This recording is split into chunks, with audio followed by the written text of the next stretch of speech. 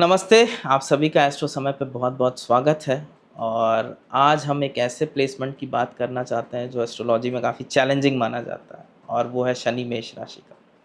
शनिदेव जो डिसिप्लिन, कर्म और हार्ड वर्क के ग्रह हैं, अब वो मेष राशि में फायरी साइन जो बहुत ही जल्दबाजी की है और एक्शन ओरिएंटेड है, उसमें आने से क्या होता है? तो क्या ये प्लेसमेंट सिर्फ ख़राब है या इसके पीछे कुछ ब्लेसिंग्स भी छिपी हुई है? तो चलिए शुरू करते हैं।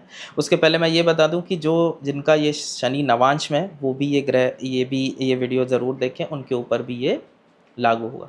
तो वीडियो एंड तक ज़रूर देखिए क्योंकि आगे हम बहुत कुछ डिस्कस करेंगे सैटर्न के इफ़ेक्ट्स, एस्पेक्ट्स, महादशा, ट्रांज़िट और बहुत कुछ। तो आइए स्टार्ट करते हैं।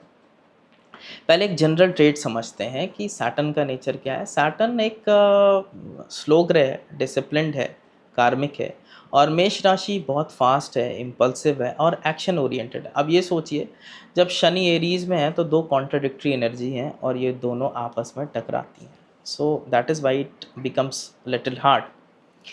अब ऐसे लोगों के जो ट्रेड्स हैं आप देखेंगे, वर्कोहलिक तो बहुत होते हैं लेकिन एफर्ट्स मिलने में उनको टाइम मिलता है। ज़िंदगी में कंपटीशन, एंग्जाइटी, फ्रस्ट्रेशन ये सब कॉमन थीम्स हो जाती हैं। माइंड रेस्टलेस होता है लेकिन पेशेंस भी ग्रेजुअली डेवलप हो जाती है। तो बेसिकली ये सिखाता है कि ज़िंदगी में कैसे पेशेंस रखना है। इन शॉर्ट एक मिसमैच एनर्जी है बेसिकली। डिसिप्लिन और इम्पल्स ये दोनों आपस में एक साथ नहीं आते, तो इसीलिए लाइफ में स्ट्रगल बहुत कुछ होता है लेकिन सीखने को लाइफ में बहुत कुछ मिलता है इससे। तो कुछ फिज़िकल और मेंटल एट्रीब्यूट्स को देखते हैं। तो फिज़िकली ऐसे लोग थोड़ा सा दुबले पतले आपको मिलेंगे, स्किनी मिलेंगे, डार्क कॉम्प्लेक्शन होता है और आँख के नीचे आपको थोड़ा गड्ढे देखने को मिलते हैं, दांत कमज़ोर होंगे और वात रोग से ग्रसित होते हैं। वात माने विंडी डिजीजेस, हड्डियों में चटचट आवाज़ आना और इस तरीके की विंडी। मेंटली बात करें तो वेवरिंग माइंड, थोड़ा सा रैश डिसीजंस लेना जहाँ जल्दबाजी में डिसीजंस होते हैं और लेकिन ये इनके अंदर एक चीज़ है कि अंदर से बहुत कॉन्फिडेंट होते हैं और सिक्योर होते हैं। That is a feeling from within. और लाइफ में इनका एक ही मोटो होता है और समझ जाते हैं कि मेहनत करते जाओ, रिजल्ट्स देर से मिलेंगे मगर मिलेंगे ज़रूर। ये इम्पोर्टेंट है। अब सैटर्न एरीज में हो तो रिलेशनशिप्स और लाइफ के बारे में भी देखते हैं। तो फैमिली का सपोर्ट उतना नहीं मिलता, मिसअंडरस्टैंडिंग्स वगैरह काफ़ी देखने को मिलती है और मैरिज की क्वालिटी भी थोड़ा लो होती। दो मैरिज तोड़ता नहीं है, अपनी लिब्रा में एस्पेक्ट देने की वजह से एक्सॉल्टेड एस्पेक्ट, मैरिज टूटती नहीं है। करियर में स्ट्रगल होते हैं, छोटी छोटी चीज़ें आसानी से नहीं मिलती मगर लॉन्ग टर्म के लिए अच्छा है। सेल्फ मेड व्यक्ति बनते हैं, कुछ नई चीज़ों को स्टार्ट करते हैं, कुछ नई चीज़ों को जन्म देते हैं। तो ये टेस्ट करता है लेकिन टफ होता है, लेकिन रिजल्ट ज़रूर देता है। देर से आता है मगर दुरुस्त आता है। अब अलग अलग ग्रहों की शनि के ऊपर दृष्टि से क्या होता है कि सूर्य अगर दृष्टि कर रहा हो तो खेती किसानी में इंटरेस्ट होगा और जानवरों का सुख प्राप्त होता है, ऐसा शास्त्र बोलते हैं। चंद्रमा से अगर हो तो फिकल माइंडेडनेस बढ़ जाती है और मनी प्रॉब्लम्स थोड़ी सी बढ़ती है, पैसा लॉस करता है। मंगल की एस्पेक्ट तो क्रुएल्टी होती है लेकिन फेमस ज़रूर होते हैं। मरकरी थोड़ा सा झूठ बोलने की और ओवर ईटिंग करने की टेंडेंसी देता है। जुपिटर सबसे अच्छा एस्पेक्ट है, हैप्पीनेस है, वेल्थ है, सरकार से अच्छे रिश्ते हैं।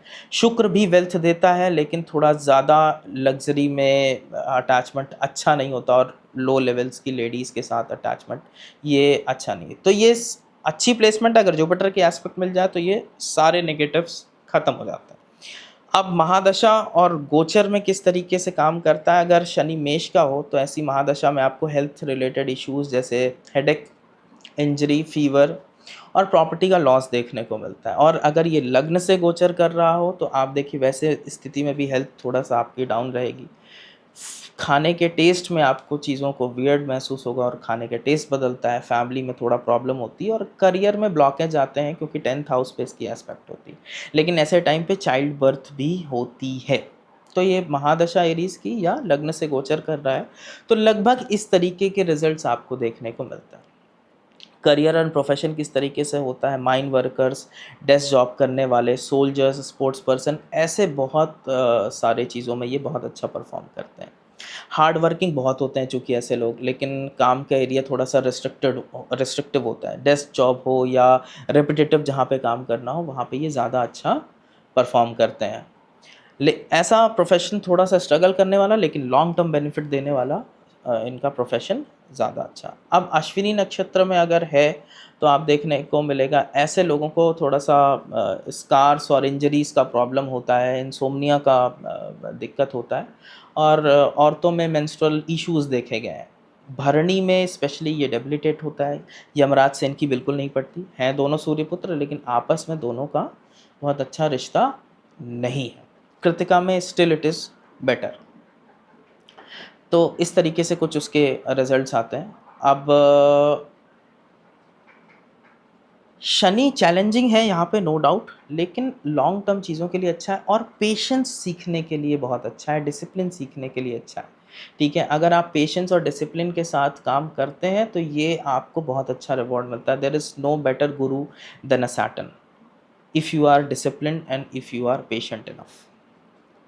सो that is what it teaches. यही इसका मेन मोटो है आपको इस प्लेसमेंट में सीखने का। तो अगर आप लोगों को ये वीडियो पसंद आई हो, आशा करता हूँ पसंद आई होगी, तो अपने दोस्तों के साथ, अपने फैमिली मेम्बर्स के साथ शेयर करें जिनका सैटर्न एरीज़ में हो। और इस तरीके की और भी वीडियोस लेकर के आऊँगा। Saturn in all the science aspected by all the planets. To like, share and subscribe. नमस्ते।